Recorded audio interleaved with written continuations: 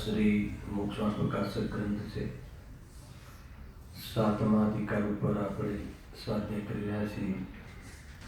એમાં નિશ્ચયવાસીની જે ભૂલ છે, એની જે ભૂલો થાય છે એ ભૂલો સંબંધી ચર્ચા કરી છે અને એનું અહીંયા નિરાકરણ બહુ તર્કથી નિરાકરણ કર્યું છે.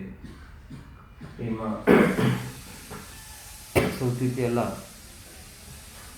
થોડી એક સાવધાની અર્થે એક ઓર વિશેષ વાત કરવી છે કે જે આ નિશ્ચયાભાસી, વ્યવહારાભાસી અને ઉભયાભાસી જે આ દોષ કયા, ભૂલ કહી, એ મુખ્ય રૂપથી શ્રદ્ધાજનિત દોષ છે,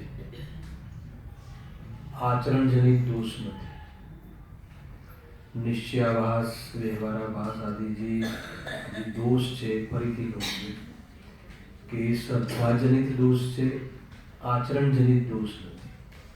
આપણે પ્રાય આ દોષ આચરણમાં શોધીએ છીએ. એને લઈને બહુ વિસંગતિઓ થવા લાગી છે. બહુ માર્મિક વાત છે. આ શ્રદ્ધાની ભૂલ છે, આ શ્રદ્ધાનો દોષ છે અને આપણે આ દોષ ક્યાં શોધીએ છીએ? આચરણમાં શોધીએ છીએ. કોઈ જીવ એના જીવનમાં કોઈ સંસારનો પાઠી હોય, સંસારનો સ્વાધ્યાયી હોય અને જો એને આપણે કોઈ દુકાનદારીમાં કે કોઈ ભોગ પ્રવૃત્તિમાં જોઈ લઈએ તો આપણે એને નિશ્ચયાભાસી જાહેર કરી દઈએ. સાંભળજો એક વાત. અને કોઈ જીવ સવારથી મંદિરમાં આવે, પ્રક્ષાલ કરે, પૂજા પાઠ કરે, સ્વાધ્યાય કરે તો આપણે એને વ્યવહારાભાસી જાહેર કરી દઈએ. એટલે આજે નિશ્ચયાભાસી ને વ્યવહારાભાસી આદિ આપણે એની પ્રવૃત્તિમાં શોધીએ છીએ. યદ્યપિ કોઈ પ્રવૃત્તિમાં આ તો આચરણનો દોષ છે જ નહીં. આ મેઇન વાત કહેવી છે.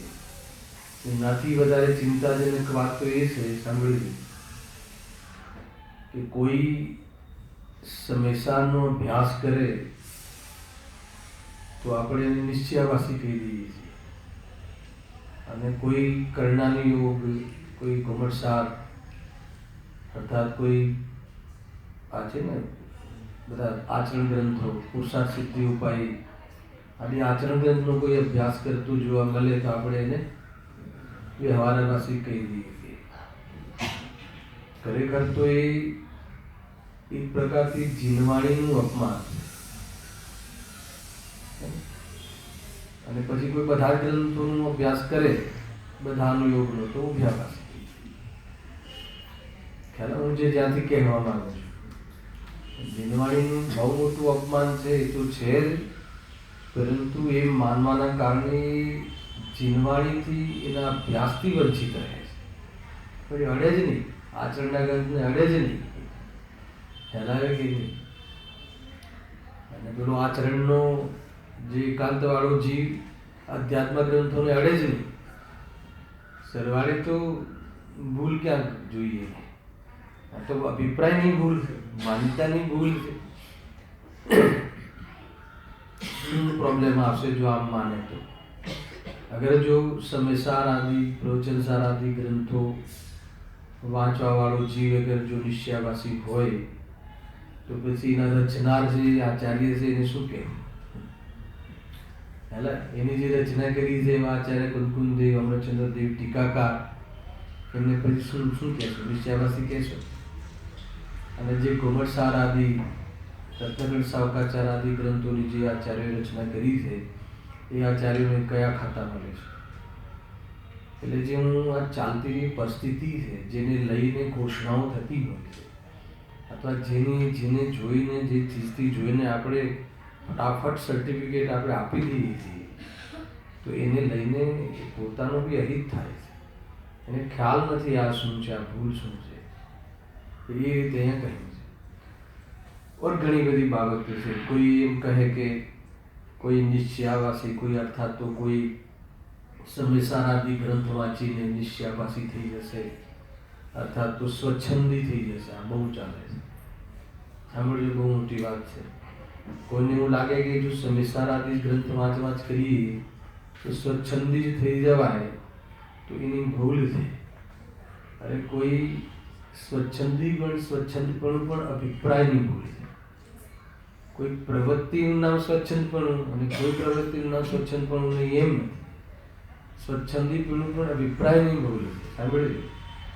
અરે જેને પર્યાયમાં એવી યોગ્યતા છે અથવા જેને સ્વચ્છંદી થવું છે, એ તો ચારે અનુયોગો વાંચીને સ્વચ્છંદ થઈ શકે.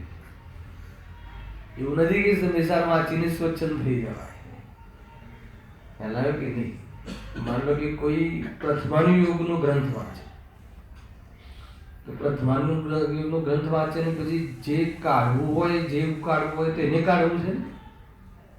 તો ત્યાં જે આપણા આદર્શ જે મહાપુરુષો થઈ ગયા, જે પુરાણ પુરુષો છે, એમની જે કથા લખી હોય છે, તો એમનું જે લૌકિક જીવનની પણ ચર્ચા હોય છે, તો એમાંથી એવું કાઢે છે. શું કાઢે છે?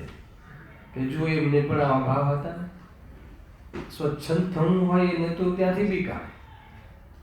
આપણે જે વર્તમાન કોઈ મહાનાયક હોય તો ભરત ચક્રવર્તી, ચક્રવર્તીનું એ જીવન જે આપણા માટે એ જીવન આદર્શ નથી. જે 96,000 રાણી ને 6 ખંડનું જીતવું ને એ કોઈ આપણો એને લઈને આદર્શ નથી. અરે એ બધું હોવા છતાં પણ વિરક્ત રહે છે, એ વાસ્તવમાં આદર્શ પણ છે.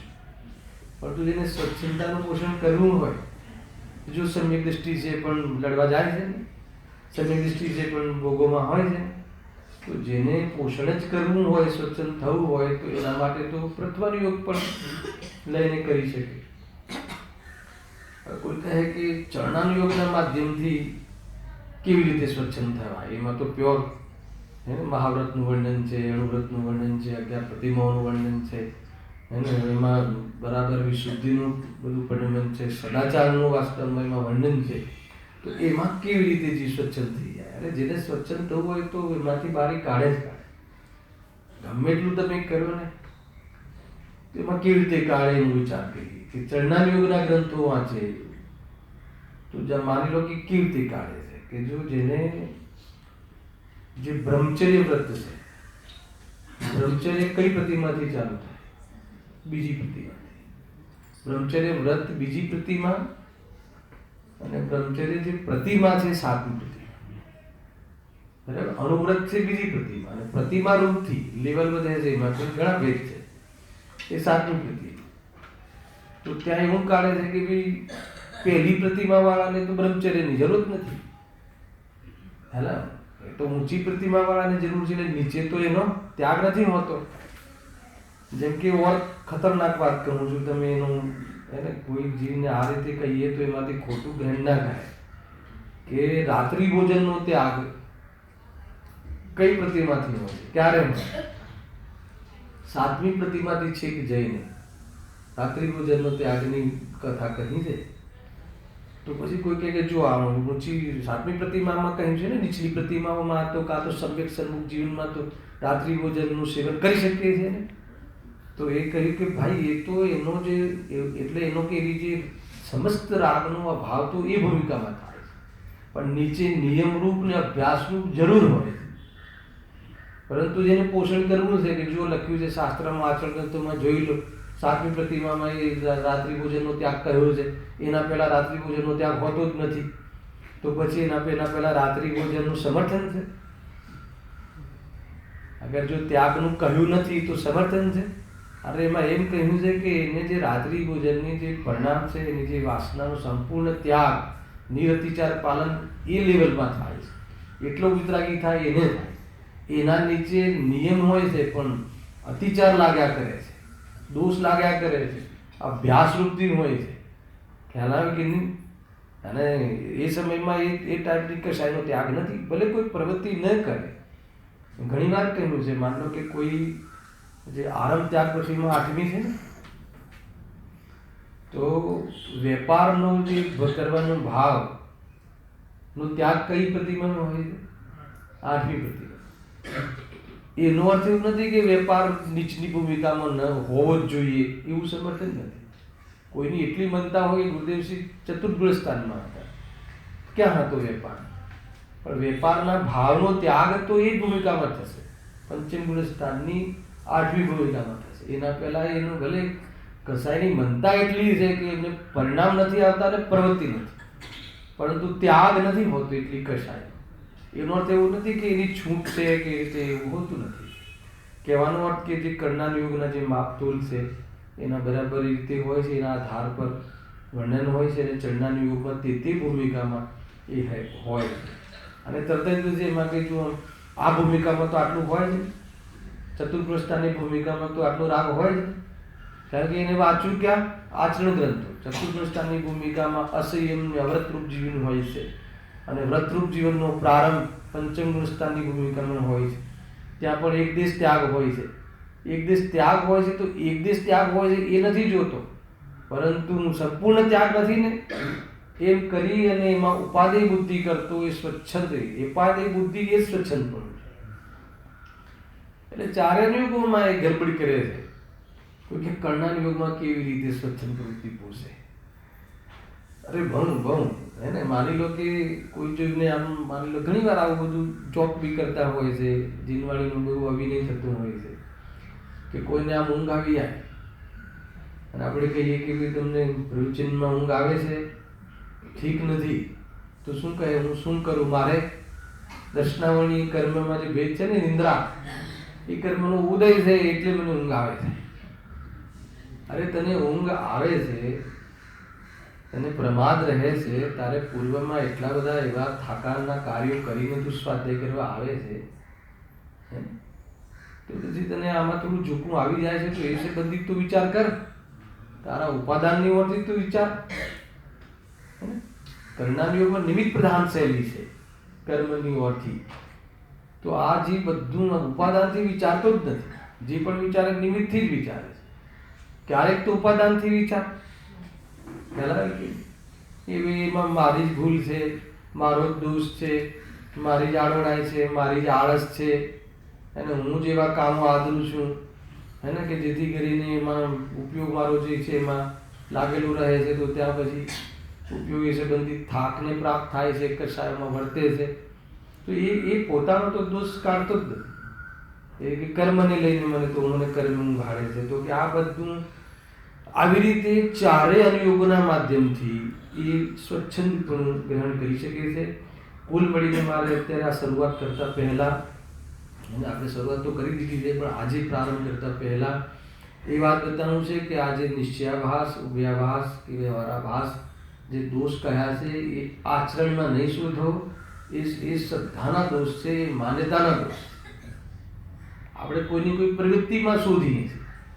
હેલો, અરે જે પાપ પ્રવૃત્તિ હોય છે, સાંભળજો, નિશ્ચયાભાસ સમજે, જે કોઈ બી થોડી કોઈ પાપ પ્રવૃત્તિ કરતો હોય, વેપાર કરતો હોય, દુકાનનું ઉદ્ઘાટન કરતું હોય, તો ફટાક દઈને હે ને આપણે એને કહીએ કે આ તો નિશ્ચયાભાસી છે, ખાલી સમયસર વાંચે છે, બોલે છે. ખ્યાલ? તો એ નિશ્ચયાભાસી નથી. જે વેપાર કરવાની પ્રવૃત્તિ ભોગ આદિની હે ને, જે કશાય ભોગની ભોગ કશાયના જે પરિણામ છે, એ પાપ તો છે, પણ નિશ્ચયાભાસ નથી. શું કહ્યું? હર અશુભ ક્રિયા નિશ્ચયાભાસ છે એમ નથી, અને હર શુભ ક્રિયા, હર વ્યવહાર જે પરમાર્થ નથી એ બધું એને મિથ્યાત્વ છે એમ નથી. જે પરમાર્થ નથી એ બધું મિથ્યાત્વ જ છે, વ્યવહાર ના હોઈ શકે. એવી રીતે જે જ્ઞાનીના જીવનમાં કોઈ અશુભ ક્રિયા હોતી જ નથી, પાપ પરિણામ હોતું જ નથી. કેવા પાપ પરિણામ હોય છે? તો એ જે અશુભ ભાવ છે, અશુભ ક્રિયા છે, જે પણ કોઈ ક્રિયા છે, એ ક્રિયા તો પાપની છે. એ કોઈનું સમર્થન નથી. મારે એનું સમર્થન નથી કરી, તો ધ્યાન રાખજો. પરંતુ એ નિશ્ચયાભાસ નથી. તો નિશ્ચયાભાસ શું છે? હવે ત્યાં સુધી એ ક્રિયામાં નિશ્ચયાભાસ ક્યાં બેઠો છે હે ને? કોઈ પાપની ક્રિયા કરે, માનો કે કોઈ જ્ઞાની ચતુર્ગુણ સ્થાન વાળો જીવ લડવા જાય તો એ નિશ્ચયાભાસી છે. અચ્છા, તો એ શુભ ક્રિયા છે, તો શુદ્ધ ક્રિયા છે, અશુદ્ધ ક્રિયા છે. ક્રિયા તો પાપની છે, એનો નિષેધ નથી કરતો, પાપનું જ બંધ થાય છે. પરંતુ એ પાપની ક્રિયા હોવા છતાં એ નિશ્ચયાભાસ કોને કહેવાય? કોઈને એ ક્રિયામાં નિશ્ચયાભાસ ક્યારે સિદ્ધ થાય કે એ ક્રિયામાં એ જીનવાણીની આડ લઈને એનું પોષણ કરે, એ નિશ્ચયાભાસ. જો લખ્યું એમ જીનવાણીમાં ચતુર્ગુણ સ્થાન સમ્યક થઈ જાય પછી બી તો આવો ભાવ રહે છે, આવ્યું ને? તો એને આધાર કોનો લીધો? જીનવાણી. આડ કોની આડમાં આ પોષણ કરે છે? અને એ પોષણ કરવાની ચીજ છે કે અભાવ કરવાની ચીજ છે? તો કરે છે પોષણ, અને એ બી પાછું જીનવાણીના નામે. કેટલો મોટો અપરાધ છે! આધાર જીનવાણીનો આપે, લખ્યું છે ને જીનવાણીમાં આમ હોય. અરે એમ હોય એ કરવા માટે કે એનું પોષણ કરવા માટે, એમ નથી કહ્યું આટલો દોષ ત્યાં હોય છે આ ભૂમિકામાં, અને એને જ્ઞાની દોષ માને છે, અને એના દ્રષ્ટિમાં તો એને છે જ નહીં, દોષને ગુણ તરીકે માનતો જ નથી, અને અભાવ કરવાનો પુરુષાર્થ કરે છે. અને પુરુષાર્થ કમજોર પડે ત્યારે એમાં પ્રવર્તન પણ દેખાય છે. કેટલી બધી વાત એક સાથે આવી, પ્રકાશ પકડમાં આવે છે, કેટલી બધી વાત આવી એક સાથે. જ્ઞાનીને જે દોષ હોય છે, એની ભૂમિકાનો જે દોષ હોય છે, એને ગુણ નથી માનતો, એને કરવા લાયક નથી માનતો, એને દૃષ્ટિમાં એને છે જ નહીં, દોષ સ્વભાવ તરીકે દૃષ્ટિમાં એને છે જ નહીં. ખ્યાલ? અને એના ભાવનો જ પુરુષાર્થ કરે છે, વેદ જ્ઞાન આચરે છે, પરંતુ એનો પુરુષાર્થ કમજોર પડે તો કશાયને વશ થઈને પ્રવર્તન કરતો પણ દેખાય છે. પ્રવર્તન કરતો દેખાય એટલે નિશ્ચયાભાસી થઈ ગયો એમ નથી, પણ કોઈ જીવ અંદરમાં પોષણ કરતો હોય, અપોષણ કરતો હોય તો એને જ ખબર હોય. રાગાદીનું પોષણ કરતો હોય, મારી ભૂમિકામાં આવવાવાળા ભાવને પણ હું ઉપાદેય માનતો હોઉં, અને એ રીતે, અને એમાં પાછું જીનવાણીનો આધાર, જો જીનવાણીમાં કહ્યું છે, બતાવે, જો લખ્યું છે, અસંયમી હોય છે, છટકાયેલા જીવોની હિંસાનો ત્યાગ એને હોતો નથી, એટલે મારે તો બધું બીજરની છૂટ આપી દો, તો કે એમ નથી. હે ને? ઘુમટ સારનું ઉદાહરણ આપે, મને આ બધું મારી સાથે ઘટે છે, અમને બહુ અનુભવ થાય છે. ઘુમટ સરકારની ગાથા બતાવે, જો આ ગાથામાં લખ્યું છે ને, ચતુર્ગુણ સ્થાને છટકાયેલી જીવોની હિંસાનો ત્યાગ હોતો નથી. એમ જે છટકાયેલી જીવોની હિંસા જે છે એનું સમર્થન કર્યું છે એમ કાઢવું છે એમાં. અરે એમાં એની એટલી તાકાત નથી, એના વિતરાગતાની, એને જે વિતરાગતા પ્રગટ થઈ છે ને એમાં એટલી તાકાત નથી કે એનાથી વંચિત રહી શકે. એ નોંધ કે એને સર્ટિફિકેટ મળી ગયું હિંસાનું, અને હિંસા કરવાની છૂટ છે, તો કે એ તો ઉપાદેય બુદ્ધિ થઈ ગઈ. ખ્યાલ કે એ તો સ્વચ્છંદપણે મન થઈ ગયું. તો એની વાત છે. અરે ભાઈ, એના જીવનમાં એક બી જીવની મરી શકે એવી પ્રવૃત્તિ ના હોય ને તો બી એને એ ટાઈપની કશાયનો ત્યાગ નથી. કે એ વિતરાગતામાં અંશિક જે વિતરાગતા પ્રગટ થઈ છે ચતુર્ગુણ સ્થાનની અનંતાનુબંધીના ભાવમાં, એમાં અલ્પ સુખ પ્રાપ્ત થયું છે, અલ્પ વિતરાગતા પ્રાપ્ત થઈ છે. ખ્યાલ આવે કે તો એ રીતે છે. તો એટલા માટે એને એવી પ્રવૃત્તિ ત્યાં એવા પરિણામ આવી પણ જાય તો એને કોઈ ઉપાધિ નથી માનતો, પણ મિથ્યાભાસ જે મિથ્યા દૃષ્ટિકોણ કહેવાય છે નિશ્ચયાભાસી, એની અંદર અભેદ બુદ્ધિ કરે છે, અને એ મિથ્યાત્વ રૂપી પાપને પામે છે. અને આ તો ચારિત્રરૂપ પાપ તો એનો તો બહુ અલ્પબંધ હોય છે, અને મિથ્યાત્વ રૂપી જે પાપ છે ને એ તો બહુ એનો તો બહુ જ બંધ હોય છે.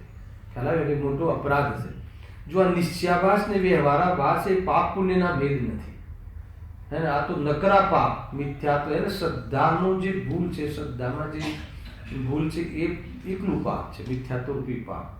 અને જે ચારિત્ર્યમાં પાપ પુણ્ય બે હોય છે અલગ છે. કશાયની મનતાને પુણ્ય કહે છે, કશાયની તીવ્રતાને પાપ કહે છે, અને કશાયમાં એકત્વ બુદ્ધિ જે છે એને મિથ્યાત્વ રૂપી મહાપાપ કહે છે, પાપનો પાપ કહે છે. ખ્યાલ આવે કે નહીં? તો આ રીતે આખું જ્યાં ફરીથી આ જાણ્યા છે, ફરીથી પ્રારંભ કરતા હોય અધિકાર, ઘણો ચર્ચા થઈ ગઈ છે, ખૂબ ચર્ચા થઈ ચૂકી છે, પરંતુ આ એક ધ્યાન રાખવા જેવું છે. આ મેં કેમ કહ્યું ખ્યાલ છે ઋષભ, કે આપણે ફટાક તેને આપણું જે મંતવ્ય આપી દઈએ છીએ. અરે કોઈ પૂજા કરતો હોય એટલે વ્યવહારાભાસી હોય. ખ્યાલ આવે કે? અને માની લો કે કોઈ દુકાનમાં જતું હોય તો એ નિશ્ચયાભાસી હોય. ખ્યાલ આવે? એને પ્રમાદ છે, એને એવી પ્રવૃત્તિમાં બહુ ઉલઝે છે, તો એને પાછો વાળવા માટે કોઈ કહે સ્વાધ્યાય કરો, પણ એને નિશ્ચયાભાસી ન કહેવાય. નિશ્ચયાભાસી તો એને તો લખ્યું છે ને શાસ્ત્રમાં, આધાર આપે પાછો આપણને. શાસ્ત્રમાં લખ્યું છે ને એ તો વેપાર આદિ એને તો હોય છે. તો કે તું હોય છે એનો અર્થ કે તને એ ઉપાધિ લાગે છે, તો કે એ તું નિશ્ચયાભાસ કરી લીધું. આટલું સમજ્યું. હવે આપણે અહીંયા જે કેવળ જ્ઞાન માનવામાં ભૂલ, નિશ્ચયાભાસીની અનેક ભૂલો થાય છે, એમાં એક ભૂલવાળી જો પ્રકરણ છે કયું કે જે વર્તમાન પર્યાયમાં પણ એને કેવળ જ્ઞાન આદિ માને છે, એનું પ્રકરણ આપણે વિશેષ રીતે પૂરું થયું છે. એનો નિષેધ બી કર્યો કે વર્તમાન પર્યાયમાં તું કેવળ જ્ઞાનનો સદભાવ નહીં માન. અને જે કેવળ જ્ઞાન સ્વભાવ સર્વજીવોને છે જે કહ્યું છે એ વાસ્તવમાં દ્રષ્ટિ અપેક્ષાએ છે, સ્વભાવ અપેક્ષાએ છે. અને તું વર્તમાન પર્યાયમાં જ તું કેવળ જ્ઞાન માની લે કે જ્યાં આવરણ ઊભું છે અને પ્રત્યક્ષમાં અપૂર્ણપણું ઊભું છે, મતિશુદ્ધ જ્ઞાન છે, તો બી તું એનો સદભાવ માને તો કહે તને બહુ દુઃખ થશે. અને કેવળ જ્ઞાન તો એને કહે છે કે જે સર્વને જાણે, સર્વકાળને જાણે, પણ તને એવું જાણવું તો થતું નથી અને કેવળ જ્ઞાનનો ભ્રમ થઈ ગયો છે તો તને દુઃખ થશે. ખ્યાલ આવે? એના માટે બહુ અદ્ભુત ઉદાહરણ આપ્યું હતું. શાનું આપ્યું ખબર છે? પાણીનું, ગરમ પાણીનું. થોડું યાદ કરીને આગળ વધવું જોઈએ એટલે તમારે અનુસંધાન થઈ જાય વિષયમાં. ત્યાં એવું કહ્યું કે જ્યારે જલ છે, પાણી છે, એ અગ્નિનું નિમિત્તપણું પામીને ગરમ થાય છે, ઊનું થાય છે. બરાબર છે? તો જ્યારે ઊનું થાય છે એ વખતે પર્યાયમાં તો ઊનું જ છે, ગરમ જ છે. બરાબર? એ વખતે પર્યાયમાં શીતળતા નથી, પરંતુ નિમિત્તપણું હટતા, નિમિત્તપણું મટતા એ ગરમ પાણી શીતળતાને પ્રાપ્ત થાય છે કે નહીં? ત્યારે શીતળતાને પ્રાપ્ત થાય છે તો ક્યાંથી થાય છે? તો કે એનામાં શીતળતા નામની શક્તિ ગરમ વખતે પણ મોજૂદ હોય છે. જ્યારે પાણી ગરમ હોય છે એ વખતે પણ એનામાં શીતળતાની શક્તિ હોય છે. એટલે પાણી તો સર્વથા શીતળ જ હોય છે. શું કહ્યું? તો એક કઈ અપેક્ષાએ કહ્યું કે સ્વભાવથી જોઈએ તો પાણી શીતળ જ હોય છે, શીતળ જ એનો સ્વભાવ છે. પરંતુ જ્યારે અગ્નિનું નિમિત્તપણું પામ્યું હોય છે ત્યારે એ શક્તિ રૂપે શીતળ હોવા છતાં પર્યાયમાં કેવું છે? ગરમ છે. કોઈ એને સર્વથા શીતળ માની લે, પર્યાયમાં પણ શીતળ છે માની લે, અને તો અને જો એ પાણીનું સેવન કરે છે તો દાઝે છે, એમ કહ્યું ને.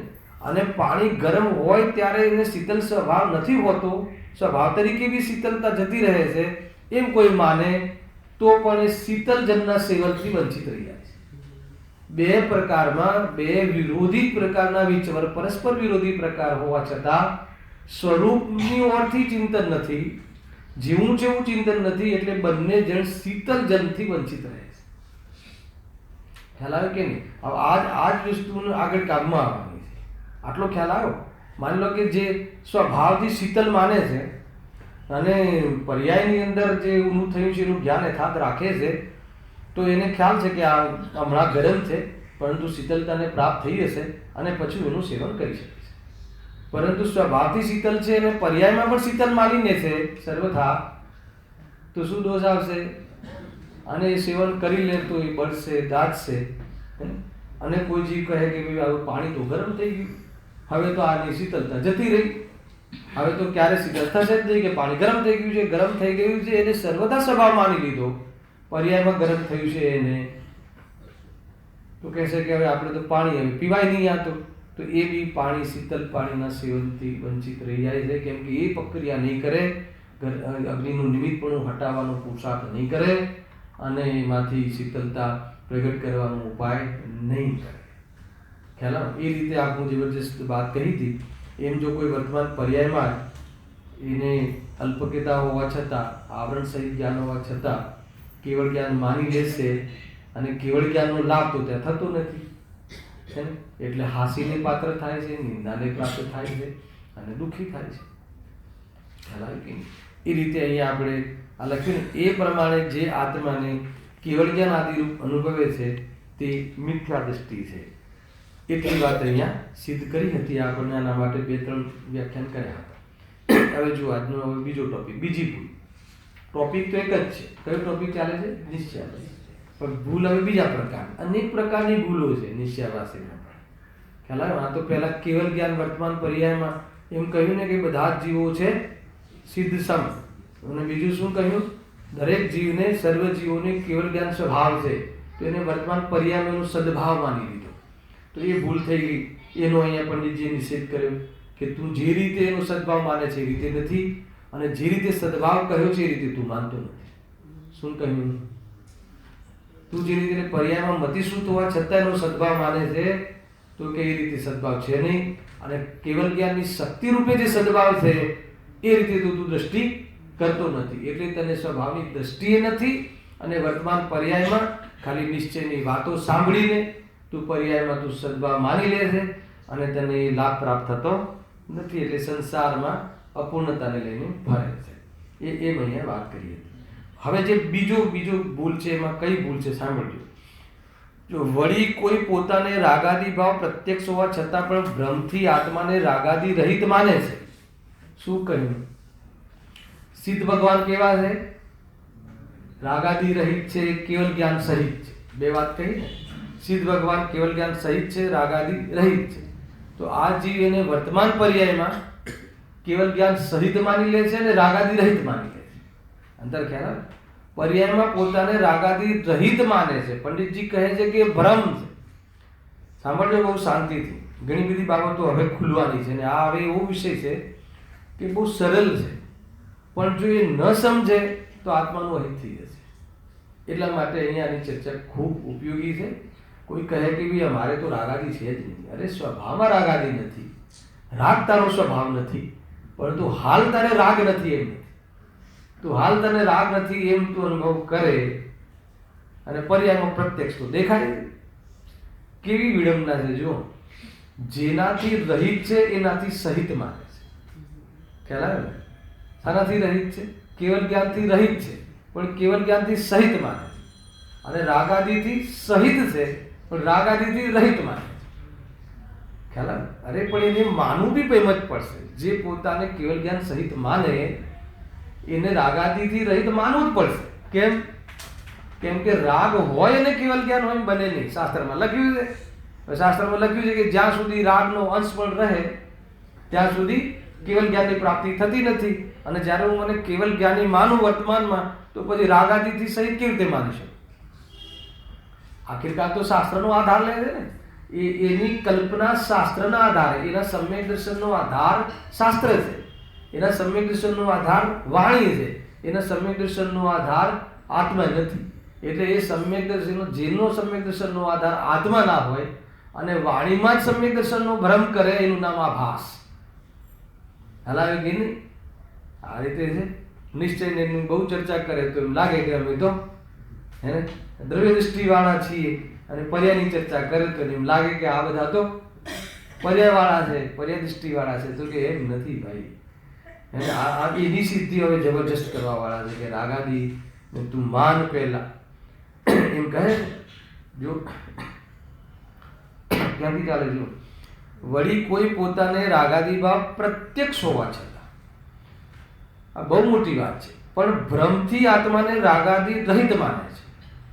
ભ્રમથી માને છે. પોતાને રાગાદી રહિત માનવું એ ભ્રમ છે એમ પંડિતજી કહે છે. નથી લાગતું કે આ થોડી વાત હલકી છે? રાગાદી રહિત માનવું જોઈએ. સમયસાર આપણે તો એ જ ઘૂંટ્યું છે. શું ઘૂંટ્યું છે આપણે? રાગ તો પૂદગલનો છે, એ તો પૂદગલનું, એ તો વાસ્તવમાં એનું સ્વરૂપ જ પૂદગલ છે, એનો તો મારાનો અભાવ છે. મને ખ્યાલ આવે છે? આપણે તો આ સાંભળ્યું છે સમયસારમાં, આજ તો સાંભળ્યું છે. અરે સમયસારનો જન્મ જ એના માટે થયો છે કે રાગથી ભેદ ધ્યાન કરાવે. ખ્યાલ આવે કે નહીં? સાંભળજો, મારે જે એક એક કથન તમે બરાબર સાંભળજો. સમયસારનો જન્મ કેમ થયો છે? કે રાગને પોતાનો માને છે, એને પોતાનો સ્વભાવ માને છે. જે રીતે જ્ઞાનનું પોતાનું માને છે એવું રાગને પોતાનું માને છે, અને એ રીતે રાગની પૂર્તિ કરીને સુખી થવાનો ઉપાય કરે છે, અને એટલે દુઃખી રહે છે. એટલા માટે સમયસારનો જન્મ થયો છે કે તું રાગથી ભિન્ન છે.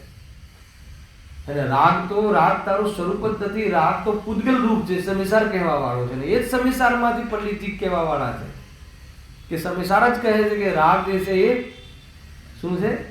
આત્માનું સ્વતત્વ છે. આત્મા ચૈતન્યને અનુસરીને લખ્યું છે. ભાવ કર્મ ચૈતન્યને અનુસારી છે, એવું લખ્યું છે. આખું શ્લોકનું કોટ કર્યું છે. ખરેખર ઘણીવાર એ માનો ને કે આ જૈન શાસન એટલું મહાન છે, ચર્ચાઓ એવી થવી જોઈએ કે નિયમ સારમાં તો ક્ષાયિક ભાવને બહિર્તત્વ, અને તત્વા સૂત્રમાં ઔદિક ભાવને સ્વતત્વ કહ્યું. હવે લડો બધા મેદાનમાં ઉભા રહી જય સ્વતત્વ કહે ને 5 ભાવ સ્વતત્વ કહ્યા ને ઉમાસ્વામીએ તો ઔદિક ભાવને સ્વતત્વ કહ્યું.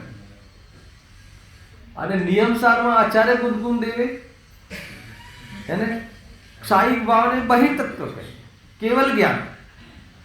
હવે એ જ્યાં સુધી એ બંને વચ્ચેનું જે વિરોધ ભાવ છે, વિરોધાભાસ થયો છે આપણને, એ વિરોધ જો સ્યાદવાદના માધ્યમથી નહીં મટે ત્યાં સુધી એ કોઈને કોઈ પક્ષ રહેશે. અને એ પક્ષને લઈને એમાં બહારમાં બહુ જ એને ભૂલો થાય છે. અને એને લઈને જે બી બહારમાં ગ્રુપ બની જાય છે, જે બી બધું જે થાય છે પ્રોબ્લેમો થતા હોય. હવે બંને બરાબર છે, બંને આચાર્યના કથન છે, પણ બંનેનું શું પ્રયોજન છે એક વાત ધ્યાનમાં રાખજો. આપણે આ પ્રકરણ ચાલુ કરતા પહેલા કે આ રાગને આત્માનો પણ કહેશે, આત્માનો સ્વતત્વ કહેશે, હે ને, અને રાગને પૂદગલનો પણ કહેશે, હે ને. રાગ મારો સ્વભાવ નથી પર છે એમ કહેશે, અને રાગ મારો છે એમ બી કહેશે. રાગને આત્માનો કહે કે આત્માનો નથી એમ કહે. બંને પ્રસંગમાં રાગની દ્રષ્ટિ છોડાવી છે, એ ખાસ કરવા, એ બરાબર ધ્યાન રાખે. સમજમાં આવે છે? બંનેનું પ્રયોજન તો એક જ છે કે રાગથી ભેદ જ્ઞાન કરાવવાનું છે. જીનવાણીનું કોઈ પણ ચેપ્ટર ભેદ જ્ઞાન અને વિતરાગતાનું પોષણ કરાવે તો કથન પછી એ સમ્યક જ હોય. ભલે પછી શરીર વાળો આત્મા કહે તો, અગર જો એને શરીરથી ભેદ જ્ઞાન કરાવવા માટે કર્યું હોય તો પછી ક્યાં પ્રોબ્લેમ છે? આ બધી આ જે ને એક પ્રકારની ફોર્મ્યુલાઓ છે, એને લઈને તમે જો સ્વાધ્યાય કરશો તો તમને કોઈ દિવસ આ વિરોધી નહીં લાગે. કોઈ શાસ્ત્ર વાંચતું હશે, સમયસાર હશે તો સમયસાર વાંચતું હશે તો તમને એ પછી નિશ્ચયવાસી નહીં લાગે. હવે એને નિશ્ચયવાસ છે કે નહીં એ જાણે, પણ આપણને નિશ્ચયવાસી ના લાગવું જોઈએ. શું કહ્યું દીપકભાઈ? આપણને ખબર છે ને. હવે એ નહીં ના ઘટાવે તો ના ઘટાવે, આપણને ઘટાવતા આવડવું જોઈએ. હું કહું ને અહીંયાથી કે રાગ તો પૂદગલનો છે, રાગમાં સેન્સ નથી, રાગમાં ચેતના નથી, રાગ તો અચેતન ભાવ છે, અસત ભાવ છે. એ રીતે કહું તો તમારે શું સમજવાનું? હે ને, ભલે એ એકાંત કરતો હોય, એની અંદરમાં જે માનતો હોય, પણ તમારે શું સમજવાનું કે સ્વભાવની અપેક્ષા. બધી વાત બરાબર છે. જ્યાં સ્વભાવને ઉભો કરવો છે, ગુરુદેવજી પણ કહે છે 11મી ગાથામાં ખાસ કહ્યું કે પર્યાયની અંદર જે રાગ છે એને અભૂતાર્થ છે, અને પર્યાય માત્ર અભૂતાર્થ છે. શું વાત કહેવાય? અસત્યાર્થ છે. ગુરુદેવશ્રી એ 11મી ગાથાના પ્રવચનમાં 15 વાર બોલે છે. એનો અર્થ એવું નથી કે એને રાગ નથી, પર્યાય નથી, હે ને, બધું છે, પણ જ્યારે જેને દેખવાથી સમ્યક દર્શન થાય છે એ વિષય મારે બતાવવો હોય, એ વિષયનું જ્યારે ખુલાસો કરવો હોય ત્યારે રાગ અસત છે. એ બધા અસત ભાવ છે. ક્ષણિક સતને અસત કહેવાય. એ બધા ક્ષણિક સત છે, અને જ્ઞાન ત્રિકાલ સત છે, અને આશ્રય ત્રિકાલનો લેવાય, ક્ષણિકનું ના લેવાય છે ને. આખી જે ગતિ છે ને એ આ બધું સમજવું પડશે. ભાઈ રાગાદિને આત્માના કહેવાની વાત તો તમે બધા પરિચિત છો. ગુરુદેવજી જ્યારે સંપ્રદાયમાં હતા, અને સંપ્રદાયમાં જ્યારે એમને દિગંબર જૈન ધર્મની અંદરમાં સત્યતા ખ્યાલમાં આવી, ત્યારે એમને એ સ્ટેજ ઉપરથી જાહેર કર્યું. શું જાહેર કર્યું? બધાને ખ્યાલ છે ને ક્યાંથી શું વાત આવી હતી ત્યાં, કે ભાઈ જે આ જીવને રાગાદિ થાય છે એ કર્મ નથી કરાવતું. ખ્યાલ? કોઈ એમ માને કે જ્ઞાનાવળી કર્મના ક્ષયોપશમથી જ્ઞાનનો ઉઘાડ થયો, અને જ્ઞાનાવળી કર્મના ઉદયથી જ્ઞાનનો અવરોધ થયો, જ્ઞાન રોકાઈ ગયું. દર્શન મૌની કર્મનો ઉદય હતો એટલે મને રાગ થયો, તો એ કહે છે કે અજ્ઞાની છે, એ અજય છે. કર્મથી રાગ થયો એમ માને, શું કહ્યું? કર્મથી મને રાગ થયો, કર્મે મને રાગ કરાયો એમ માને તો એ અજ્ઞાની છે. તો કે રાગ કોને કરે? તો કે જીવ સ્વયં સ્વભાવને ભૂલીને રાગ આદિરૂપ સ્વયં પરિણમે છે. એ એમની સૌથી પહેલી શરૂઆત. રાગ આદિ એને સંપ્રદાયમાં હલચલ મચી ગઈ હતી કે કર્મ રાગ કરાવે, જીવ સ્વયં રાગ કેવી રીતે કરે? તો કે નહીં, રાગ આદિ કરે છે. પછી એટલેથી અટક્યું નહીં, પછી એમને દિગંબર વિદ્વાનો મળ્યા, વર્ણિજી જેવા મહાન વિદ્વાનો મળ્યા, જે ટોપના વિદ્વાનો કહેવાય દિગંબર સમાજમાં. એમને આ વાત ક્રોસ કર્યું. શું ક્રોસ કર્યું? આ છે કે નહીં આ બધા પ્રસંગો જીતું હોય.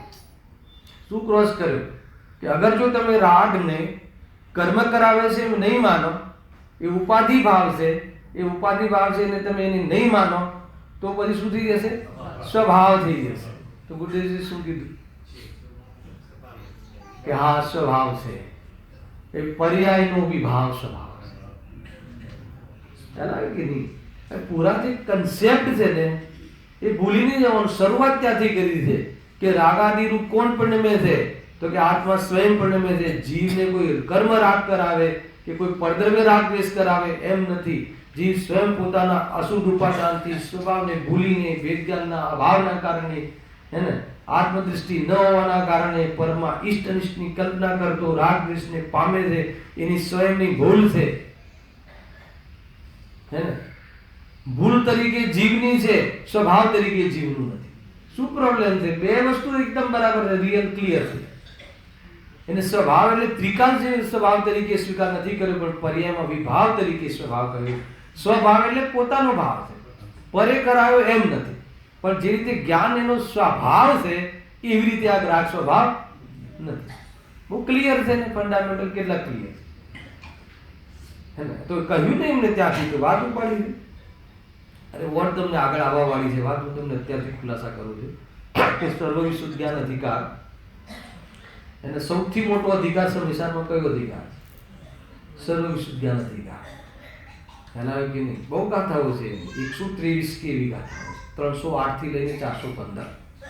કોઈને યાદ હોય તો જોઈ લેજો. બહુ ઉત્કૃષ્ટ અધિકાર છે સર્વવિશુદ્ધ જ્ઞાન અધિકારનું. જ્યારે મેં નામ સાંભળ્યું, હું તમને મારી વાત કરું છું, તો મને એમ લાગ્યું કે સર્વવિશુદ્ધ જ્ઞાન અધિકારમાં તો પ્યોર જ્ઞાનની જ વાત હશે, ભગવાન આત્માની જ વાત હશે, બીજી કોઈ વાત જ નહીં હોય. કારણ કે સર્વવિશુદ્ધ જ્ઞાન અધિકાર છે, નામ જ એટલું ટોપ છે. પણ જ્યારે એનો અભ્યાસ કર્યો ત્યારે એ શરૂઆતમાં નહીં, હર જગ્યાએ એમ લખ્યું કે કોઈ જીવ, કોઈ વ્યક્તિ જે રાગાદી ભાવ છે એનો કર્તા, સાંભળજો, અજ્ઞાન ભાવે અજ્ઞાની એનો કર્તા છે એમ ન માને તો એને વેદાંતનો પ્રસંગ આવે છે. એક એક લીટી એને વેદાંતનો પ્રસંગ આવે છે. એમ અહીંયા કહ્યું એ મિથ્યા એકાંત છે. અજ્ઞાન ભાવે જોવામાં આવે તો એનો કર્તા અજ્ઞાની છે, અર્થાત જીવ જ છે, હે ને. અગર જો કોઈ જીવ એમ નથી માનતો, એમ નથી સમજતો, તો કહે છે કે આ દોષ આવી જાય છે. એમાં એ રીતે શરૂઆત કરી. સાંભળજો, ઓર મારે 2-3 પોઈન્ટ કહેવા છે. કદાચ કોઈ સર્વવિશુદ્ધ જ્ઞાન અધિકારનો અભ્યાસ કરતો હોય ને તો આ થીમ મળી જશે તો એનું બહુ ક્લિયર થઈ જાય. શું કહે છે આચાર્યજી? જ્ઞાનની વાત. અરે ત્યાં પરનો કરતા નથી, પર મારા પરિણામનો કરતા નથી. અરે રાગાદી ભાવનો અજ્ઞાનથી તું કરતા નહીં માને તો કે તારું જ્ઞાન વિશુદ્ધ નથી. એટલે રાગાદીનો કરતા અજ્ઞાનથી આત્માને માનવો એ જ્ઞાનનું વિશુદ્ધ પણ છે. હા, ઉલટું લાગે આપણને, અરે કરતા માનવું. એક વાત ખબર પડે તો આ એની શૈલી છે. આપણે અજ્ઞાન ભાવે કરતા છે, જ્ઞાન ભાવે તો કરતા નથી ને. અરે પેલા કરતા કે અકર્તા છોડો, પેલા એમાં છે કે નહીં એ તો નક્કી કરો. આ તો અત્યારે તો એ પ્રશ્ન એનો બહુ છે કે રાગાદી આત્મામાં છે કે નહીં. રાગાદી આત્મામાં છે જ નહીં. અરે આત્મામાં નથી, એ કયા આત્મામાં નથી? એકત્વતા આત્મા, ભગવાન આત્મા, અસલ આત્મા, સ્વભાવમાં એમાં નથી. પણ એનો અર્થ એવું નથી કે એને પર્યાયમાં નથી એમ માનીશ તો પછી તને નિશ્ચય લેની પણ શું જરૂર છે? નિશ્ચય લેના એકાંતી જીવને મારો પ્રશ્ન છે કે તું વર્તમાન પર્યાયમાં પણ એનો નિષેધ માને છે, તો પછી તારે શુદ્ધ લેનો પણ આશ્રય શું કામ લેવો છે? એ કે પ્રશ્ન છે ને મારો. દીપકભાઈ જવાબ આપો. બિલકુલભાઈ, અગર જો તમે એમ કહો કે નહીં રાગ છે જ નહીં, સર્વથા રાગ છે જ નહીં, એ નિશ્ચયવાદ છે. અરે સ્વભાવમાં સર્વથા નથી. અગર તારે સર્વથા લગાવવાનું બહુ તને મન હોય તો સ્વભાવમાં સ્વભાવ નામ આપીને સ્વભાવની હોવાથી તું સર્વથામાં. પરંતુ તું કે આ સર્વથા છે જ નહીં, દુનિયામાં છે જ નહીં, રાગ નામની કોઈ ચીજ જ નથી, મારી નથી, મારો સ્વભાવ નથી, અપનાવવા લાયક નથી, કરવા લાયક નથી, અનુભવ કરવા લાયક નથી, એની સાથે મેળાવીને એને અનુભવવા લાયક નથી, એની પૂર્તિ કરીને સુખી થવાનો ભ્રમ છે એ છોડવા લાયક છે. પરંતુ તું કે રાગ છે જ નહીં, તો મારો એ જીવને પ્રશ્ન છે કે તો પછી તને શુદ્ધ નહીંની વાત તું કરે છે અને શુદ્ધ નહીંનું અવલંબન લેવાનું કહે છે અને શુદ્ધ નહીંને જ વાંચવાનું કહે છે, તો શું કામ પણ શુદ્ધ નહીં જરૂર શું છે જ્યારે રાગ છે જ નહીં? નાના કે એની દ્રષ્ટિ તો કરવી જ પડશે. તો કે અત્યાર સુધી દ્રષ્ટિ ક્યાં હતી? રાગમાં હતી. તો એ રાગ ક્યાં હતો? બોલો, એ ઘરનો રાગ, શરીરનો રાગ શરીરમાં હતો, બરાબર બોલો? ઘરનો રાગ ઘરમાં હતો. સોનગઢમાં ઘર છે ને તમારે, એ ઘરનો રાગ એ સોનગઢના ઘરમાં છે, તમે રાગ ત્યાં મૂકીને આવ્યા છો. સોનગઢમાં જે ઘર બનાવ્યું છે ને તમે, હવે ઘરનો રાગ તમે અહીંયા આવ્યા સોનગઢથી, તો એ લઈને આવ્યા છો રાગ કે ત્યાં મૂકીને આવ્યા છો? ત્યાં મૂકીને આવવાની વ્યવસ્થા છે? કેમ વ્યવસ્થા નથી? કેમ કે રાગ ઘરમાં નથી, એ રાગ તમારી પર્યાય. સમજ આવી ગઈ ને? તો એ એટલા માટે સિદ્ધ કરે છે. અને પર્યાયમાં છે પણ પછી કહે છે કે એ પર્યાયમાં છે તો ઓલો વ્યવહારાભાસી શું કહે છે કે મારો સ્વભાવ છે, એને સ્વભાવ માને વ્યવહારાભાસી, અને એને માને જ નહીં એ નિશ્ચયાભાસી. ખ્યાલ કે નહીં? અને આપણે તો જ્ઞાન અને રાગ બંનેને એક સમાન માને ઉભ્યાભાસી. જ્ઞાનમાં બે પડતા બેસી જાય. હા, શ્રદ્ધા તો એકને જ પકડે. હે, જ્ઞાનમાં તો બે વસ્તુ બેસી જાય. શ્રદ્ધા એકને જ પકડે એનો અર્થ શું? એટલે પ્રયોગ એટલે હું છું એમ. એટલે શ્રદ્ધા આમાં કેવું છે, જો આપણે શ્રદ્ધાની જે પરિભાષા છે ને એ સામાન્ય પરિભાષાઓ આપણે સમજીએ છીએ. પંડિતજી નોરમલજીની પરિભાષાઓ શું કહે છે? શ્રદ્ધા કોને કહેવાય? સમ્યક શ્રદ્ધા કોને કહેવાય? આપણે એક આત્માની શ્રદ્ધા, એનું નામ સમ્યક દર્શન. હું જ ચૈતન્ય સ્વરૂપ છું એવી શ્રદ્ધાનું નામ સમ્યક દર્શન. વાત બહુ સાચી છે, પરમ વાત છે, મંગલ વાત છે, પવિત્ર વાત છે. પરંતુ શ્રદ્ધાનું જે એનું સ્વરૂપ કેવું છે ખબર છે? જે વસ્તુ જેવી છે એવી માનવી, એનું નામ સમ્યક શ્રદ્ધા, યથાર્થ. ખ્યાલ? મને બતાવો કે રાગ માનો એ સમ્યક દર્શન છે કે નહીં? પણ રાગને માનવો જ નહીં. અરે રાગને રાગ માનો ને, પ્રોબ્લેમ શું છે? રાગ છે, આગ છે, દાગ છે. હે, શું કહ્યું મેં? ના ખ્યાલ આવે? બધું આવી ગયું. રાગ આગ છે એટલે દુઃખદાયી છે, દાગ છે એટલે દૂષણ છે. તો એમ માનવા, એવું માનવું એનો અર્થ કે સ્વભાવ ન માનો, એનો અર્થ કે સ્વભાવ માનીને અનુભવ તો નથી. અને હોય તો હોય પર્યાયમાં, દ્રષ્ટિમાં નથી. અને જેની દ્રષ્ટિમાં નથી એને પર્યાયમાં આ ભાવનો અભાવ થશે એટલે સંપૂર્ણ ત્યાગ થશે. આ કન્સેપ્ટ છે. હવે માનવામાં નથી આવતું, તમારી બીજી રીતથી પ્રશ્ન હોય તો તમે એનો વિશેષ વિચાર કરો કે રાગ તમારો છે એવું તમે કઈ રીતે માનો છો? તમને દુઃખ દે છે, અને ના હોય તો સુખ છે, અને ના હોય તો એ ના હોય ત્યારે શું હોય? પ્રશ્ન તો પ્રયોગની હિસાબે હતો કે પર્યાયમાં રાગ છે એ કબૂલ છે, સ્વભાવમાં રાગ નથી એ પણ કબૂલ છે. આ તો જ્ઞાન નથી ગયું. શ્રદ્ધાને તો બે વિષય આપશે તો શ્રદ્ધા તો એકમાં જ હમપણું કરશે. હા હા, તો હવે એકમાં હમપણું કરશે એ શું એ મેં સમજાવ્યું, અને પ્રયોગે સમજાવી દીધું. અત્યારે બે સમજાવ્યું. એકમાં હમપણું કરવું એટલે શું? કે રાગને રાગરૂપ માનવું, દોષરૂપ માનવું, અને જ્ઞાન આદિ સ્વભાવરૂપ માનવું. માનવાની વાત માનવું આવી ગયું. તો એ બંનેને માનવું એટલે એનું નામ કે એક આત્માને માન્યું કહેવાય. એક આત્માને માનવું એટલે મારો માન્યું કહેવાય. રાગને મારું ના માનવું એનો અર્થ કે આત્માને માનવું. હવે તમારો બીજો પ્રશ્ન એ છે કે એ જ્ઞાનમાં નિર્ણય થઈ ગયો, જ્ઞાનમાં નક્કી થઈ ગયું. આગળ આનો બહુ ઉત્કૃષ્ટ જવાબ છે, હું તમને અત્યારે સાર કહી દઉં કે એમ કહે છે કે ભાઈ આ બધું બુદ્ધિપૂર્વક યત્ન છે, જ્ઞાનમાં બુદ્ધિપૂર્વક યત્ન છે. પરંતુ પછી તમે કે શ્રદ્ધામાં કેવી રીતે ઢાલવું? તો એના માટે કોઈ શિબિર નથી, એના માટે કોઈ ક્લાસ નથી, એ અબુદ્ધિપૂર્વક છે. માનો કે તમે તમારા જ્ઞાનને વિષય આપી દેવો પડશે, આ સાચો. અને શ્રદ્ધાનો વિષય જ્ઞાને સ્વયં જ્ઞાનને આપે છે, આગમનો આધાર માત્ર છે. એટલે આગમમાં કહ્યું છે એ પ્રમાણે આપે ત્યારે અંદરમાં જે ખોટી શ્રદ્ધા થઈ ગઈ છે એ આપોઆપ એમાં શું થાય છે? એ ઢીલી પડતી હોય છે. એમાં કોઈ ચલો બધા ભેગા મળીને કરીએ કે એના માટે વિચાર કરીએ કે એના માટે મીટિંગ લઈએ, એવું નથી હોતું. એ તો અબુદ્ધિપૂર્વક એમાં તમને જ્યારે જ્ઞાનમાં જ્ઞાનનો ખ્યાલ આવ્યો, જ્ઞાનમાં સમ્યક જ્ઞાનનો ખ્યાલ આવ્યો, સત્ય જ્ઞાનનો, યથાર્થ જ્ઞાનનો ખ્યાલમાં આવ્યો. જ્ઞાન એટલે વર્તમાન ઉપયોગ, અને જ્ઞાનનો એક ખ્યાલ આવ્યો એટલે યથાર્થ જ્ઞાનનો ખ્યાલ આવ્યો, વેદ વિજ્ઞાનનો ખ્યાલ આવ્યો, ત્યારે રાગ તો દુઃખરૂપ છે. તો પછી એની પૂર્તિ કરવા માટે જે આપણે સમર્પણ છે એમાં અંતર આવી જશે. એટલે એમાં તમારે એની જે અહમપણું છે અથવા તમે માન્યતા છે કે નહીં આ પ્રવૃત્તિ તો કરવી જ, અને આ પ્રવૃત્તિ દુનિયામાં રાગની પૂર્તિની રાગની પ્રવૃત્તિ માટે આખી દુનિયા કોમ્પિટિશનમાં છે, એની હોડમાં લાગ્યું છે. તો ભલે લાગ્યું હોય પણ એકાંત થાય છે, એનાથી આકુરતા થાય.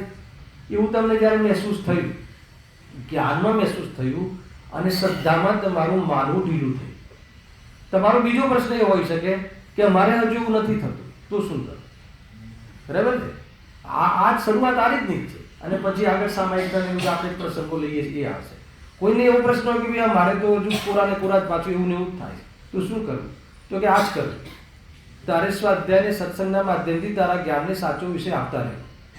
તારું કર્તવ્ય જ્ઞાનને સાચો વિષય આપવાનું છે. તારું કર્તવ્ય કર્મને હટાવવાનું નથી અને રાગને હટાવવાનું.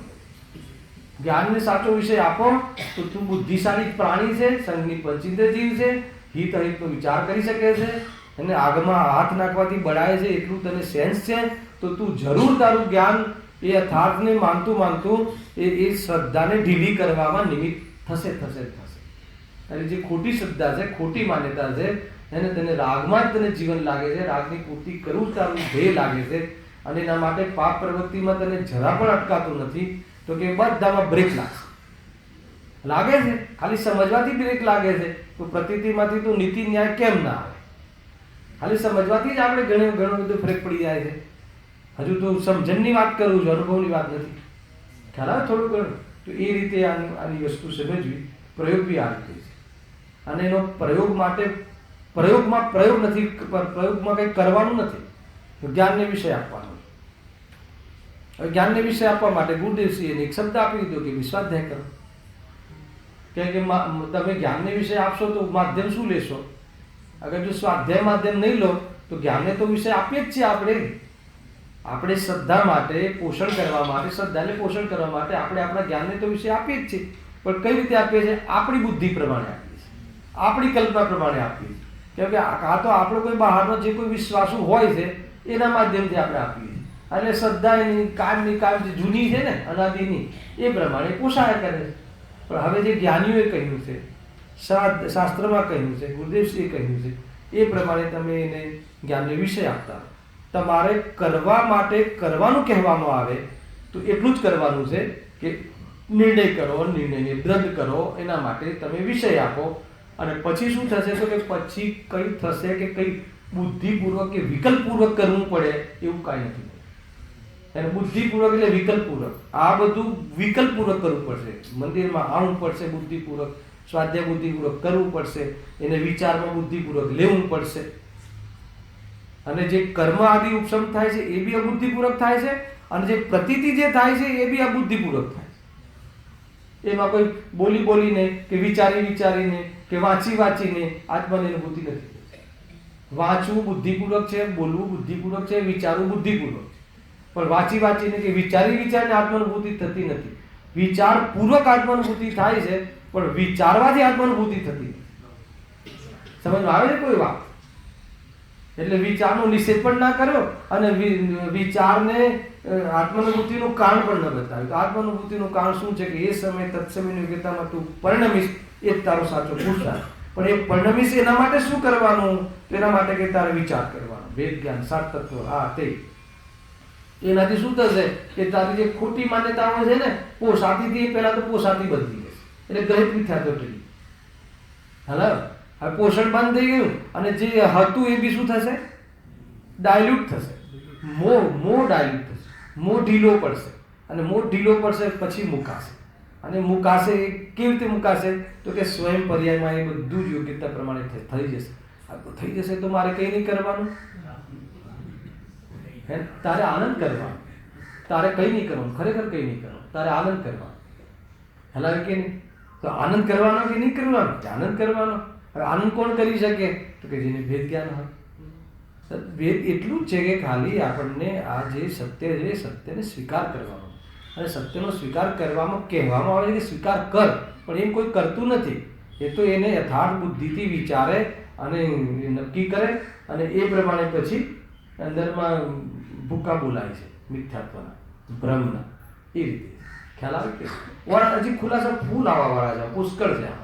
સાતમા અધિકારમાં એમ લાગશે તમને કે આપણું જે જૈનત્વ જે લજવાય છે ને નહીં લજવાય અગર જો આનો ભાવ સમજવા આવી જશે. કેમ કે જૈન મત અનુયાયી મિથ્યા દ્રષ્ટિ, જૈન મતને અંગીકાર કરીને સાચી વસ્તુ તારા હાથમાં આવીને સાચી વસ્તુ સમજીને વાંચીને તું અંદરમાંથી એકાંત કરી લે છે કે અંદર તને ભાવભાષણ નથી સાચું, એટલે તું કોઈનો કોઈ પક્ષ કરી લે છે અને એને લઈને તું તારું કાર્ય નથી કરી શકતું.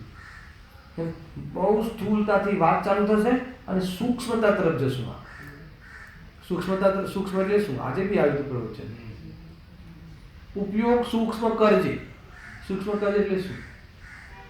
સૂક્ષ્મ કરજે એનો અર્થ એ છે કે બહુ જ ઈમાનદારીથી અને ગંભીરતાથી વેદ વિજ્ઞાન કરે છે. પક્ષ રાખ્યા વગર વેદ વિજ્ઞાન કરવું એનું નામ સૂક્ષ્મ જ્ઞાન. બાકી સૂક્ષ્મ જ્ઞાનમાં શું હોય? એકદમ ઉપયોગ ઝીણો ઝીણો કરતા કરતા ઊંઘ આવી જાય, ઝૂકવું આવી જાય. એમ ઝીણો કરવાની વાત નથી. તો ઘણી વાર એવું થાય ને, આમ ઝીણો આમ ઉપયોગ ઓર લગાવી ઝૂકવું આવી જાય. તો કે એ વાત નથી. ઝીણો ઉપયોગ સૂક્ષ્મ કરવાની વાત એ છે. એટલે તું સ્થૂલમાં છે ને ઉપયોગ બુદ્ધિપૂર્વક હટાવશે, એનું નામ સૂક્ષ્મ કરે. એક જ્ઞાનીના એક શબ્દમાં કંઈક મેસેજ છે, પણ આપણને ખ્યાલ નથી આવતો ને, એટલે આપણે સૂક્ષ્મ કરવાના નામે કંઈ કંઈ આપણે બહારની કોઈ આચરણ સદાચારનો ભોગ લઈ લઈએ છીએ, હે ને, કાં તો પછી શાસ્ત્ર સ્વાધ્યાયનો ભોગ લઈ લઈએ છીએ, અને સરવાળે સૂક્ષ્મનો ભાવભાષણ ન હોય, વેદ વિજ્ઞાન ગંભીરતાથી કરવાની પ્રવૃત્તિ ન ચાલતી હોય, એટલે જે એમનું અનાદિની માન્યતા છે ને એના પોષણનું કાર્ય બહુ ધમધોકાટ ચાલે છે. હલાવ્યું કે નહીં? આ રીતે ચાલે. અને સરવાળે કંઈ હાથમાં નથી આવતું, કંઈ હાથમાં નથી આવતું. જ્ઞાયક ભાવ, હું જ્ઞાયક ભાવ છું, પણ જ્ઞાયક ભાવ શું છે? કાલે બહુ ચર્ચા થઈ હતી, બહુ 1.5 કલાક, પોણા 2 કલાક ચર્ચા થઈ રાત્રિમાં. બહુ ખુલીને ચર્ચાઓ થતી હોય છે. જ્ઞાયક ભાવ બધું જ્ઞાયક ભાવ છે ને, એ દ્રવ્ય નથી. જ્ઞાયક ભાવ છે, દ્રવ્ય નથી. એ જ્ઞાયક ભાવ જે દ્રષ્ટિનો વિષય કહ્યું ને, એનું પરિપૂર્ણતા કેવી રીતે છે? જ્ઞાયક ભાવ એટલે એક ભાવ છે, એક ભાવ ફેક્ટર આવે છે ચતુષ્ટયમાં. ચૈતન્ય દ્રવ્ય, એનું દ્રવ્ય ચૈતન્ય છે, ચૈતન્ય એનું દ્રવ્ય છે, અસંખ્યાત પ્રદેશી એનું ચિત્ર છે, અને અનાદિ અનંત એનો સ્વકાલ છે. આવો જે જ્ઞાયક ભાવ છે એ છે, પણ આમાં જ્ઞાયક ભાવ છે, એ દ્રષ્ટિનો વિષય. આટલું વાક્યથી નહીં, આના માટે પોણા 2 કલાક ચર્ચા થયેલી છે, ખુલીને ચર્ચા થયેલી છે. 80મી ગાથા ગુરુદેવશ્રીના પ્રવચનના આધારે, આના આધારે ઘણી બધી ચર્ચા. ઉત્પાદનની નિરંતર ક્રિયા જે છે, પ્રવાહરૂપ, એ કાલની અખંડતામાં જાય છે. નામ ઉત્પાદ આવે એટલે ડરી જાય કે નહીં તું પર્યાય ઘુસાડી. પર્યાય નથી ઘૂસતી એમાં. પર્યાય તો વ્યતિરેક છે કે જે ટેમ્પરરી હોય છે. હાલ દેવગતિ નરક મનુષ્ય ગતિ છે અને જતી રહેશે, હે ને, એ વ્યતિરેકમાં જાય છે. પરંતુ જે ઉત્પાદની નિરંતરતા છે, એક સમયની મર્યાદાવાળી, પરસ્પર અપ્રવત ઉત્પાદ, જેમાં કોઈની અપેક્ષા લાગુ પડતી નથી, અનાદિ અનંત પ્રવાહરૂપ, અને એ અનાદિ અનંતમાં હર સમય એ દ્રવ્યની મોજૂદગી રહે છે. એ જ્ઞાયક ભાવ. ઘણી બધી બાબતો છે. આનું ઘણું બધી રીતે આપણે હવે આપણને એ પકડી લીધું. આપણે જ્ઞાનીઓએ તો ઘણી રીતે કહ્યું છે, પણ પકડી લીધું કે તું એક જ્ઞાયક ભાવ છે, જા. હવે પેલું જ્ઞાયક ભાવ છે, ઘેર જાય પછી જ્ઞાયક ભાવ કબાટનો શોધે કે ચોપડીની શોધે, ક્યાં શોધે? અરે તું જ્ઞાયક ભાવની મજાક કરે છે, તને ખ્યાલ નથી? બહુ એ તો પરિપૂર્ણ છે, અને પ્રમાણની અપેક્ષા એ અંશ છે, પરંતુ પરિપૂર્ણ વસ્તુ છે દૃષ્ટિના વિષયમાં. એનું સ્વચતુષ્ટય છે, સબ વાતે પૂરા ભાવ છે, એટલે કોઈ હવામાં ઝૂલતો નથી. ચૈતન્ય દ્રવ્યમાં પ્રસરેલો ભાવ છે, અસંખ્યાત પ્રદેશી, પૂરો વ્યાપક છે, અને અનાદિ અનંત રહેવા વાળો. એની હર સમય હર પરિણતિમાં આગળ વધે છે. હર કાલખંડમાં એ અનાદિ અનંત પુરુષ સિદ્ધ થાય, હર કાલખંડમાં. હે ને, હવે ડિસેમ્બર છે ને, 31મી ડિસેમ્બર પછી 2019 બરાબર 12 વાગે ધ્યાન રાખજો, તમે 2019માં જાઓ છો કે નથી. અરે એ કાલખંડમાં જશો કે નહીં જાઓ? તો વર્તતો છે કે નહીં? એ વર્તતું વર્તમાન ધ્રુવ શુદ્ધ, કાળ શુદ્ધ પર્યાય. અરે બહુ જોરદાર છે, કોઈ સામાન્ય વસ્તુ થોડી, એને પૂરી રીતે સમજવું પડશે. કે હાલ આપણો વિષય નથી, આ તો થોડી અધ્યાત્મની વાત આવી જાય છે ને, તો મારે બતાવવાનો ભાવ આવે છે કે ભાઈ જેને જે રીતે માન ને, જે રીતે મનુષ્યપણું છે તે મનુષ્યપણું માન. તું મનુષ્ય છે કે ભગવાન આત્મા? નિર્ણય નથી થતો. બોલો ઋષભ, મનુષ્ય છો કે ભગવાન આત્મા? મનુષ્ય ખ્યાલ આવે કે આનો જવાબ આપવો બહુ કઠિન પડી જાય. બધી પ્રવૃત્તિ મનુષ્યપણાની, એટલે આ કોઈ ક્રિયાની ઓળથી કે બહારથી નથી, આ અભિપ્રાયની વાત છે. ખ્યાલ આવે? અને જે રીતે મનુષ્યપણું છે એ રીતે માનો ને. પર્યાયમાં મનુષ્યપણાનો ભેગ છે. અત્યારે ત્રિકાલી ભગવાન આત્મા મનુષ્ય પર્યાયના ભેગમાં બિરાજમાન છે. હવે એ બંનેમાં તમને ઉલ્લાસ ક્યાં આવે છે, ઉલ્લસિત કઈ વાતથી થાવ છો એના પર આધાર છે.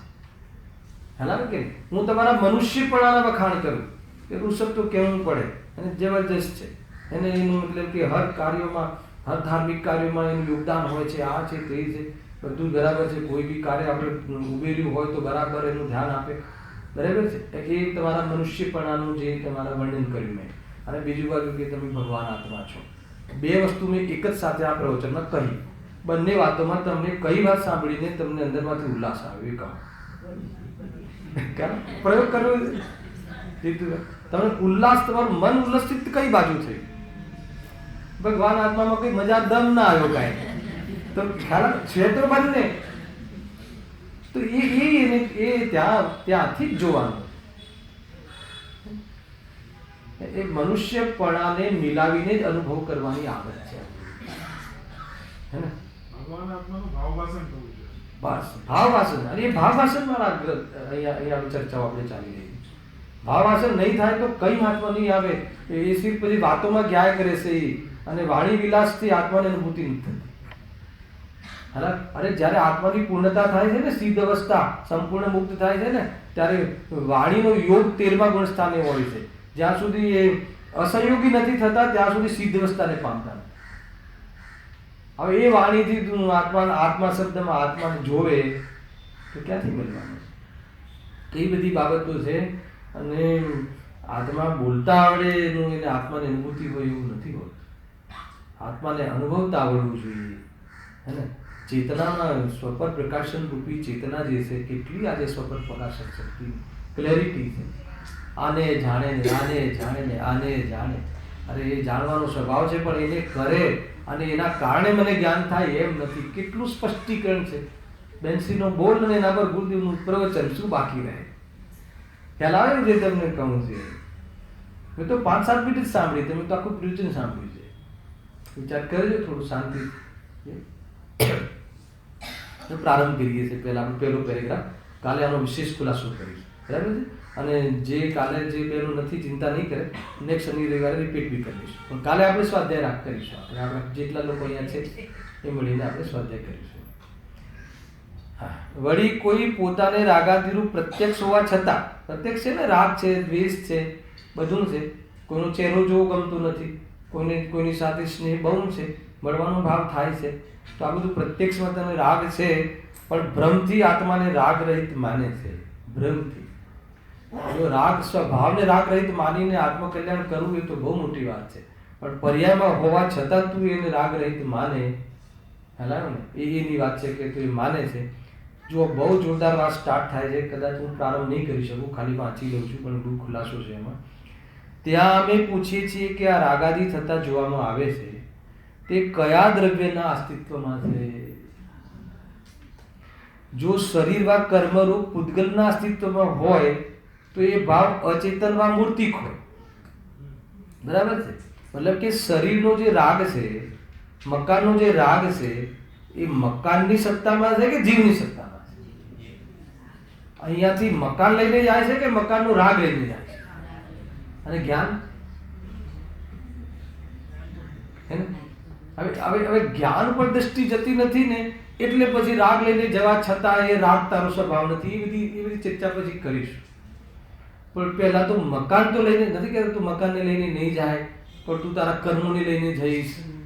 હલાવી નહીં, એટલે સુધી તો આપણે બહુ ભણ્યા છીએ, હે ને? પરંતુ એમાં બી ભૂલ છે.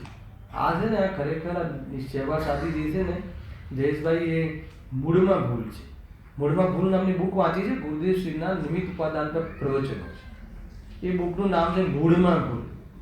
હું તો કહું છું કે મૂળમાં ભૂલ તો છે જ, પણ મૂળમાં જે ભૂલ છે ને એ ભૂલની એ ભૂલ છે.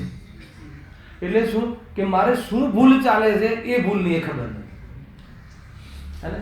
मिथ्यात्व कोઈને ભૂલ લાગે છે કસાય તો ભૂલ લાગે છે પણ મિથ્યાત્વ ભૂલ લાગે છે. મેં લાસ્ટ ટાઈમ શરૂઆત કરતા કહ્યું હતું આ અધિકારનું કે આપણે મિથ્યાત્વના અભાવના નામે કસાયની મનતાનો પુરુષાર્થ કરીએ છીએ અને જેને કસાયની મનતા થઈ ગઈ હોય એને ધાર્મિક ઘોષણા કરી દઈએ છીએ, હે ને? ખ્યાલ આવે કે નહીં? અને સ્વયં બી સમજીએ છીએ કે મને કંઈક થઈ ગયું છે, કંઈક થઈ ગયું છે, નિર્ણય નથી કરી શકતો. ઘણી બધી બાબત છે. આ સામાન્ય કથન નથી આ પેરેગ્રાફ. કાલે અને આપણે વિસ્તારથી ચર્ચા ડાયરેક્ટ કરીશું. સહેજાનંદ